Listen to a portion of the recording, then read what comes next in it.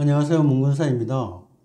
오늘은 비트코인, 부동산, 주식 등에는 왜 거품이 일어나는지에 대해 이야기해 보겠습니다.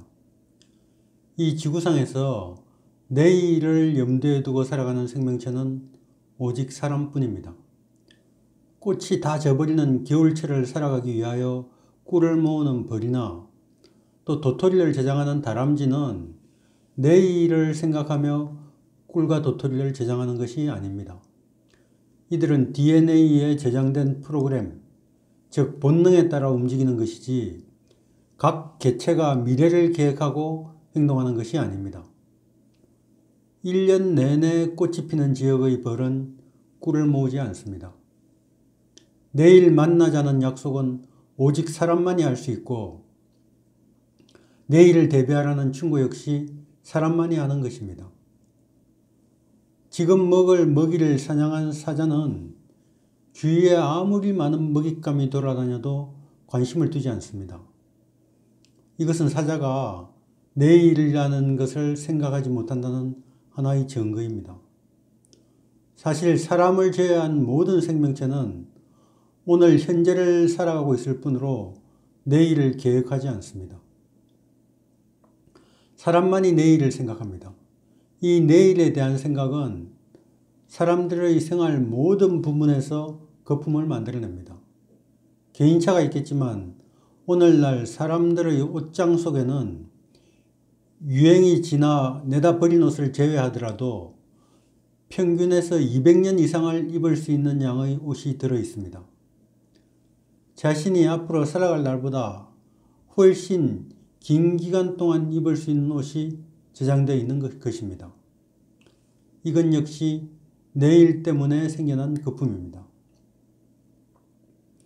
투자라는 이름을 가진 모든 행위는 이 시간의 축선 위에 내일이 있다는 인식 때문에 가능한 일입니다. 오늘 내가 투자한 부동산이, 주식이, 튤립 구근이, 비트코인이 내일 가격이 오를 수도 있다는 생각은 필연적으로 거품을 만들어냅니다. 그러므로 모든 거품은 내일 때문에 생겨나는 것이고 오직 사람만이 거품을 만들어냅니다. 얼마 전에는 비트코인으로 대표되는 암호화폐, 즉 가상화폐 투자가 열풍을 넘어 광풍이 되어 본 적이 있습니다. 비트코인 투자 열풍이 지금은 가라앉은 상태이지만 이게 4차 산업과 연관된 기술이기 때문에 전체적인 경과가 어떻게 진행될지는 예측할 수가 없습니다. 단지 우리가 알 수 있는 것은 투자는 내일과 연관되어 있고 내일과 연관된 것은 필연적으로 거품을 일으킨다는 것입니다. 암호화폐의 종류는 종잡아서 1000가지가 훨씬 넘습니다. 현재 우리나라에서 제일 많은 종류의 암호화폐가 거래되고 있는 거래소에서 거래되는 암호화폐의 종류가 193가지입니다. 이 중 비트코인이 제일 널리 알려졌기 때문에 암호화폐라고 하면 비트코인을 떠올리게 됩니다. 이 비트코인은 블록체인이라는 기술의 바탕을 둔 가상화폐입니다. 블록체인 기술은 우리말로는 분산 원장 기술이라고 합니다. 현재는 우리의 금융정보는 은행과 같은 특정 기관의 개별 시스템에 보관이 됩니다. 은행들은 주 시스템과 또 이 백업 시스템을 갖추고서 각종 방화벽을 설치하여서 고객들의 거래 원장을 해킹으로부터 방어합니다. 그럼에도 불구하고 은행의 거래 시스템이 해킹을 당하는 경우가 종종 발생해 왔습니다. 만약 나의 은행 거래 내역이 해킹을 당해서 복구할 수 없이 완전히 지워져 버린다면 어떻게 될까요? 이 해킹당한 기록이 대출 잔액이면 다행이겠지만 예금 잔액이면 정말 큰 문제가 아닐 수 없습니다. 혹은 은행의 시스템 전체가 테러 등의 물리력에 의해서 완전히 파괴된다면 또 어떻게 될까요? 내 거래 정보가 기록된 원장이 사라지면 내 금융재산도 완전히 다 사라져 버리게 됩니다. 이런 위험을 피하려고 개발된 기술이 블록체인, 즉 분산원장 기술입니다. 거래에 참가한 모든 참가자들이 거래원장을 나눠 가지는 것입니다. 이 분산원장을 해킹하려면 분산원장이 새로운 자료로 업데이트 되기 전에 전체 원장의 51%에 해당하는 부분을 수정을 해야 하는데 이것은 현실적으로 불가능합니다. 비트코인의 경우 매 10분마다 분산원장이 업데이트됩니다. 이 말의 뜻은 10분 안에 전 세계에 분산되어 있는 거래원장의 51%를 해킹해서 거래 내역을 수정해야 한다는 말입니다. 지금 세계에서 가장 강력한 컴퓨팅 파워를 보유한 단체는 인터넷 기업인 구글입니다. 구글의 컴퓨팅 파워 전체를 동원해도 10분 안에는 분산원장의 1만 분의 1, 즉 0.01%를 수정할 수 있을 뿐입니다. 2009년 이 비트코인이 탄생하게 된 배경에는 세계 금융위기가 자리 잡고 있습니다. 금융위기에 처한 세계는 양적 완화라는 이름으로 화폐를 마구 찍어서 시장에 공급하기 시작했습니다. 이 각국의 중앙은행이 발행할 수 있는 화폐의 양에는 정해진 상한선이 없습니다. 이는 발행하는 양에 따라서 화폐의 가치가 급격하게 하락할 수도 있다는 뜻입니다. 또 내가 어떤 특정한 국가의 화폐를 보유하고 있었는데 그 나라가 갑자기 망해버린다면 어떻게 될까요?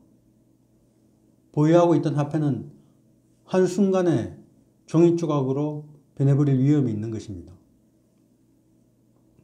이런 위험으로부터 안전한 화폐를 만들자는 생각이 비트코인을 탄생시켰습니다. 비트코인은 전 세계적으로 2100만 개까지 채굴이 가능합니다.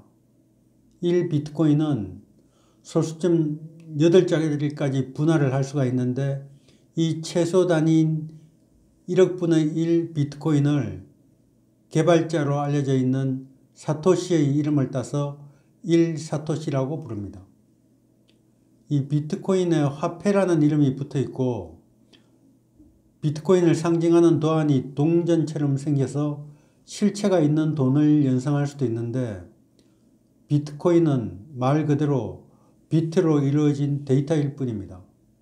비트코인의 속성은 전 세계적으로 비슷한 가치를 가지면서 수량이 유한한 광물인 금과 비슷합니다.